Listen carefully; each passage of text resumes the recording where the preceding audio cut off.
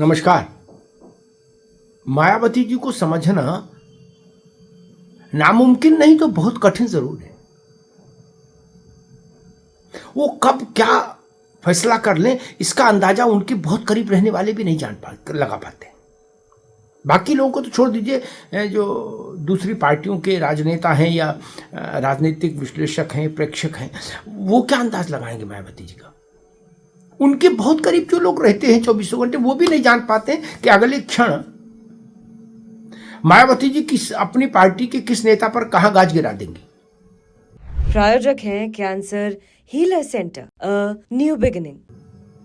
और अब तो उनकी गाज पार्टी के नेताओं पर नहीं, घर के लोगों पर भी गिर रही है। जी हां, आपको याद होगा पहले उन्होंने अपने भतीजे आकाश आनंद के ससुर और बीएसपी के बड़े नेता अशोक सिद्धार्थ को पार्टी से बाहर किया, उनकी लानत मलानत की। कहा आकाश आनंद के ससुर पार्टी तोड़ने की साजिश रच रहे थे, पार्टी में गुटबाजी फैला रहे थे, पार्टी को दो हिस्सों में बांट रहे थे। इसलिए उनको सभी पदों से, उनसे सब सारे पद छीने और उन्हें पार्टी से बाहर कर दिया बहन जी ने। लगा अब शायद मामला ठंडा हो गया, आकाश आनंद को भी डांट डपट कर दी होगी बहन जी ने, तो मामला ठीक हो जाएगा।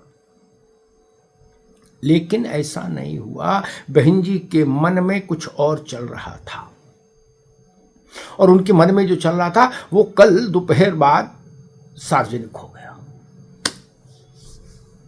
बहन जी ने पार्टी की बैठक बुलाई और उस बैठक में ऐलान कर दिया कि आकाश आनंद के पास जितने पद हैं पार्टी के, वो सब हम वापस छीन रहे हैं, और आकाश आनंद को कर दिया पैदल। और साथ में ये स्थायी ऐलान कर दिया कि मेरे जिंदा रहते मेरा उत्तराधिकारी कोई नहीं घोषित होगा ना, बाद की बाद में देखेंगे, जब तक हम हैं हम ही हम हैं। और आकाश आनंद को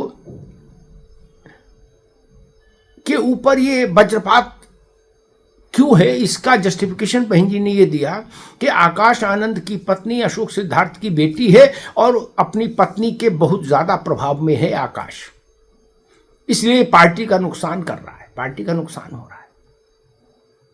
और उन्होंने कहा कि मैं रिश्तेदारी नातेदारी सब पीछे, पार्टी पहले, मिशन पहले, इसलिए मैं आकाश आनंद को आकाश से जमीन पर लाके रखे दे रही हूं। और इस तरह बहन जी ने अचानक से अपने भतीजे, जिसको उन्होंने उत्तराधिकारी घोषित किया था, जिसको उन्होंने बसपा का अपने बाद का सबसे ताकतवर नेता बता दिया था, जिसको उन्होंने नेशनल कोऑर्डिनेटर बना दिया था, उसको एक झटके में उन्होंने बसपा में उसकी राजनीतिक हैसियत को शून्य कर दिया, शून्य। और आरोप ये भी लगा दिया कि आकाश आनंद के राजनीतिक भविष्य को शून्य करने में उनके ससुर की ही भूमिका है। न अशोक सिद्धार्थ ऐसे काम करते, न आकाश आनंद उस ट्रैप में फंसते, न उनकी ये इस गति होती। ये भी कह दिया बहन जी ने, शब्द अलग हैं, भाव वही है जो उन्होंने कहा। अब और मजे की बात देखिए, इसीलिए बहन जी कमाल है। मजे की बात देखिए, आकाश आनंद को बाहर किया, सारे पद छीन लिए, मुख्यधारा से बाहर कर दिया, और अपने बाद बसपा में सबसे ताकतवर पोजीशन जो पहले आकाश को पास थी, वो आकाश के पिता को दे दी, आनंद को, अपने छोटे भाई को। और आनंद को एक सर्टिफिकेट भी जारी कर दिया बहन जी ने। उन्होंने कहा कि आनंद ने पार्टी को, मिशन को, मूवमेंट को कभी नुकसान नहीं पहुंचाया, इसलिए अब आकाश हमारी अनुपस्थिति में सारा काम देखेंगे, सारे फैसले लेंगे, कागज पत्तर का काम देखेंगे, नियम कायदे कानून, कोर्ट कचहरी, इनकम टैक्स, सारे मसले देखेंगे और दिल्ली में बैठेंगे, राष्ट्रीय समन्वयक होंगे, नेशनल कोऑर्डिनेटर होंगे। और दूसरे जो सांसद हैं राज्यसभा के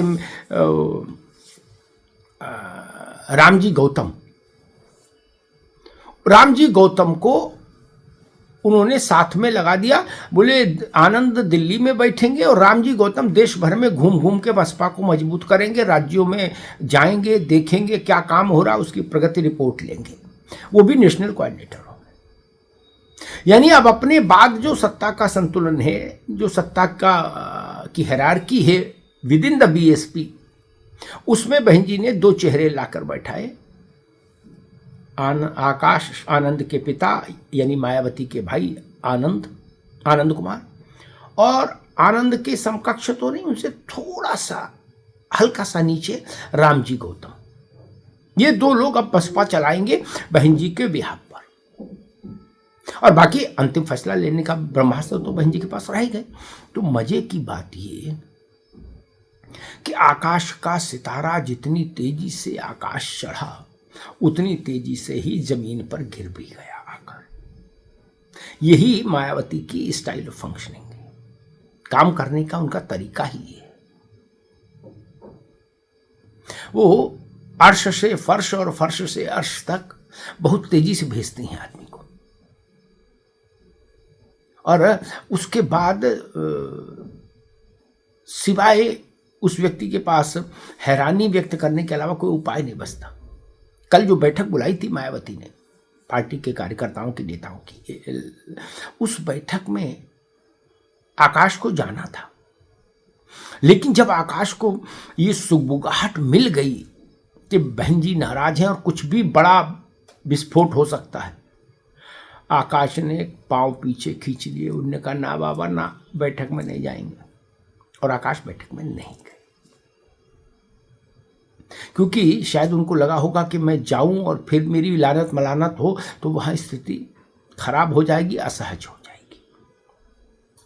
हालांकि ये भी ठीक है कि बीएसपी में माफी भी मिल जाती है, और फिर आकाश तो परिवार के हैं, लेकिन लग रहा है इस बार मायावती को कुछ बहुत गहरा चुभा है, और वो चीज है बीएसपी में डिवीजन कराने की साजिश। जो बहन जी कह रही हैं जिससे उनकी नाराजगी है, वो इस बात से है कि बीएसपी में डिवीजन कराने की गंदी कोशिश की गई, यानी मायावती की अथॉरिटी को चैलेंज करने की कोशिश की गई, और इसके लिए वो दोषी मान रहे हैं, बहन जी दोषी मान रही हैं आकाश आनंद के ससुर और आकाश की पत्नी को। अब उन्होंने ये भी फैसला कर लिया, साथ में आनंद से ही कह दिया, क्योंकि आनंद के भी छोटा बेटा भी है ईशा, उन्होंने कह दिया कि अब अपने परिवार के बच्चों की शादी किसी राजनीतिक घर में नहीं करेंगे आप। ये भी अंडरटेकिंग ले ली है आनंद से, अपने भाई से, कि आकाश आनंद की शादी अशोक सिद्धार्थ की बिटिया से करके भर पाए, अब नॉन पॉलिटिकल परिवारों में बच्चों की शादी करेंगे मायावती के परिवार के लोग। ये भी तय कर दिया, ताकि कोई झंझट नहीं हो, लफड़ा नहीं हो कोई बाद में कि कोई आए और फिर अपनी चलाए बसपा में। बहन जी दूध से जली हैं तो अब छाछ फूक फूक कर पीना चाहती हैं बीएसपी में, इसीलिए उन्होंने आकाश आनंद को उनके ससुर के साथ जमीन पर लाके पटक दिया, और अपना भरोसा अपने सगे भाई और रामजी गौतम पर जताया है। आगे क्या होगा ये बहन जी के अलावा कोई नहीं जानता, लेकिन ये तय है कि बसपा चले, दौड़े चले न चले, किसी भी स्थिति में रहे, बहन जी को स्वीकार है। लेकिन बहन जी को ये कतई स्वीकार नहीं कि कोई दूसरा सत्ता केंद्र पार्टी के भीतर बने या उसको बनाने की साजिश की जाए। आकाश के ससुर इसी आरोप में पार्टी से बाहर कर दिए गए, और इसी आरोप का दंड आकाश को मिला है। मायावती ने साफ कहा है कि आकाश पर उसकी पत्नी का बहुत ज्यादा प्रभाव है, और पत्नी पर इनका बहुत प्रभाव है, अपने पिता का। तो इसलिए आकाश से जिम्मेदारी लेना बहुत जरूरी था, क्योंकि आकाश पत्नी के प्रभाव में है और पत्नी अपने पिता के प्रभाव में है। ये छोटा आरोप नहीं, और वो भी अपने सगे भतीजे पर। इसका मतलब है कहीं कुछ गहरा हुआ, कोई बड़ा षड्यंत्र रचा गया क्या बसपा के भीतर, जिसकी जानकारी समय रहते मायावती को मिल गई और उन्होंने बाजी पलट दी। ये एक खोज का विषय है कि वो षड्यंत्र कौन सा था और कैसा था और किस स्केल का था, ये समझना बहुत जरूरी है। धन्यवाद। प्रायोजक हैं cancer healer centre, a new beginning.